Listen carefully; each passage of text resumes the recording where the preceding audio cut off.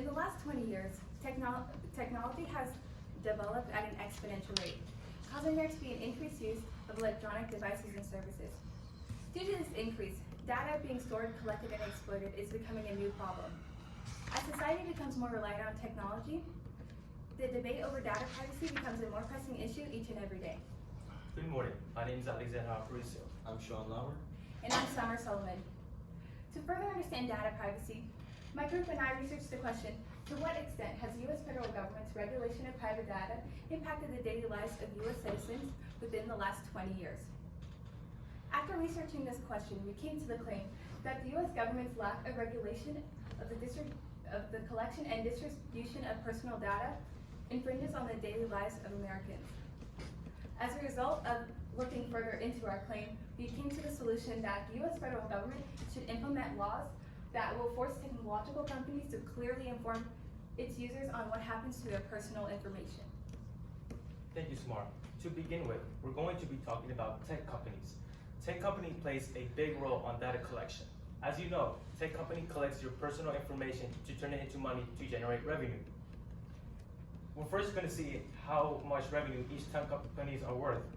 We're going to see how each tech company generate revenue, and we're going to see how tech companies collect your personal data for money and other purposes.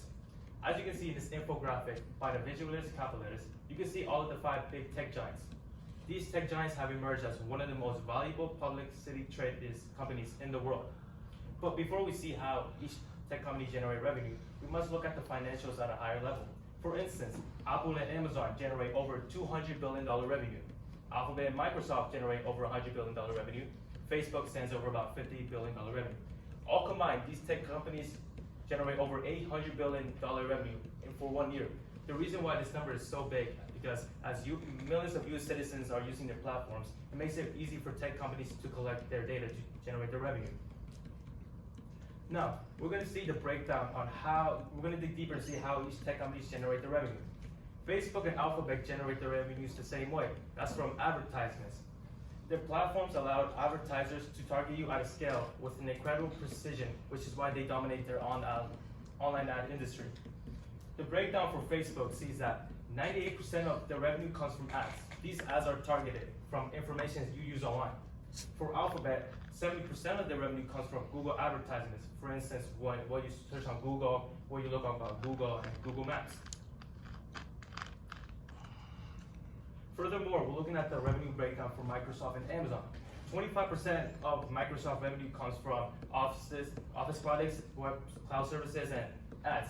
7 billion of ads generate Microsoft's revenue. These ads use your data information to generate their online advertisements. For Amazon, half of their revenues comes from 50% of what you order on Amazon. 11% comes from Amazon Web Services, and third-party sellers are about 20% of their revenue. Now, but not least, we're going to see how companies turn your data into money.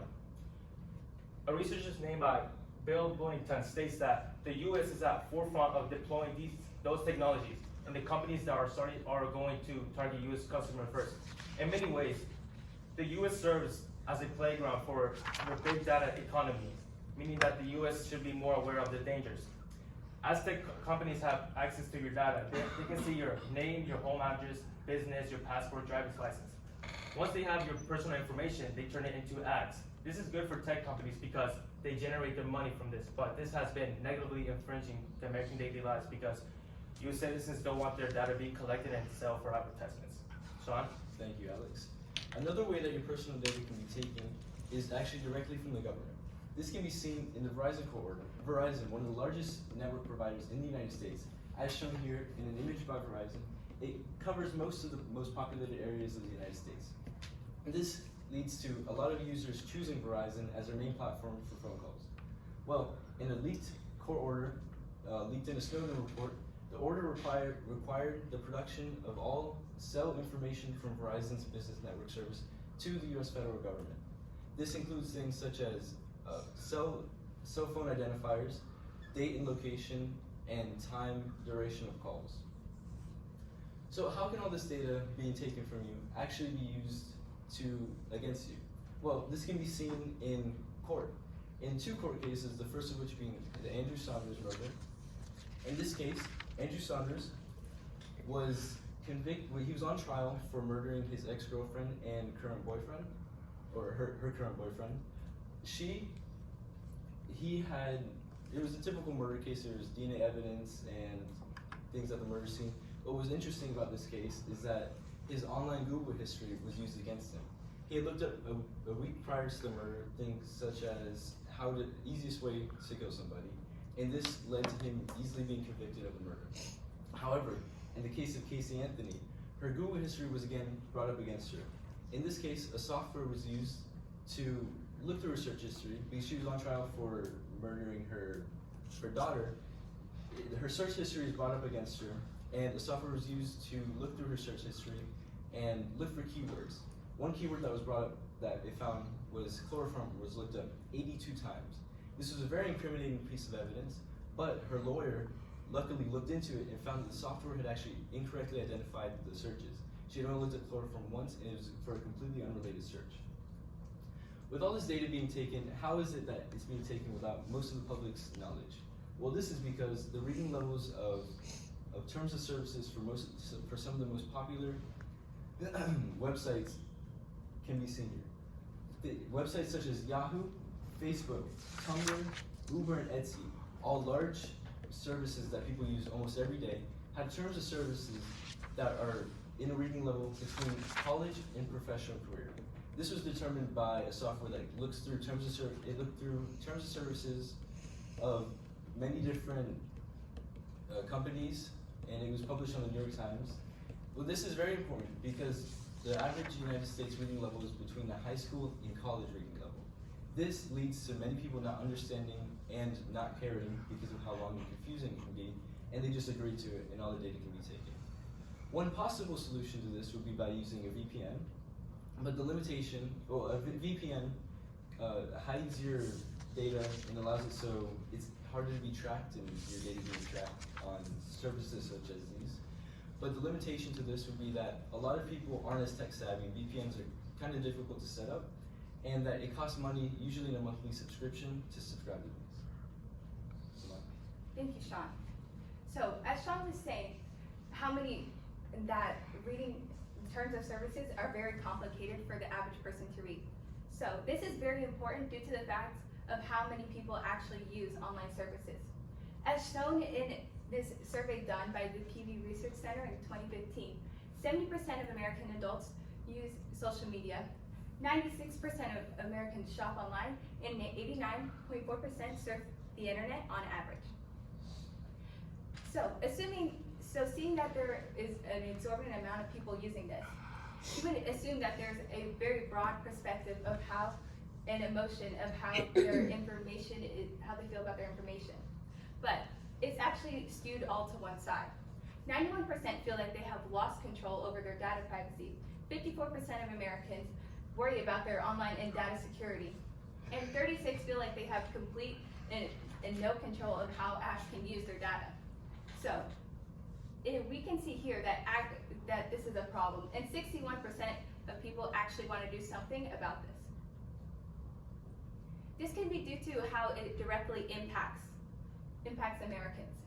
In a study done in 2017 by the BMC Health, misleading advertisements and targeted ads have really impacted people's decisions on medical things, such as vaccines. In this study, it showed that a bunch of parents were researching the pros and cons of vaccinations. And due to this, they were bombarded with ads with false information, like how this ad from Facebook.com shows that mercury, undetected virus, aluminum, and peanut oil are in vaccines, which is not true. So, after seeing many ads like so, people started to switch their decisions of not vaccinating their children. And in the study, it showed that over half of parents switched from being vaccinators to not vaccinating their children. So as a result, we can see that in this example, in this case, targeted ads infringed on the American people, not benefited them, and causing them to make a very harmful decision towards their children. Now, this brings us back to our solution. The U.S. federal government should implement laws that will force technological companies to clear inform users on what happens to their personal information. Some pros to this solution. It raises awareness and allows people to be well informed about their decision when signing up for an online service. Another benefit to this solution, misleading ads will provide correct information, so we wouldn't have to worry about if doing extensive research. Some limitations to our solution though. Since technological companies, as my teammate Alex stated, create so much revenue, it would be easy for them to lobby in our federal legislation. So, due to this, we came to the conclusion that data privacy is an ongoing issue today, and that we should do something about it. Thank you.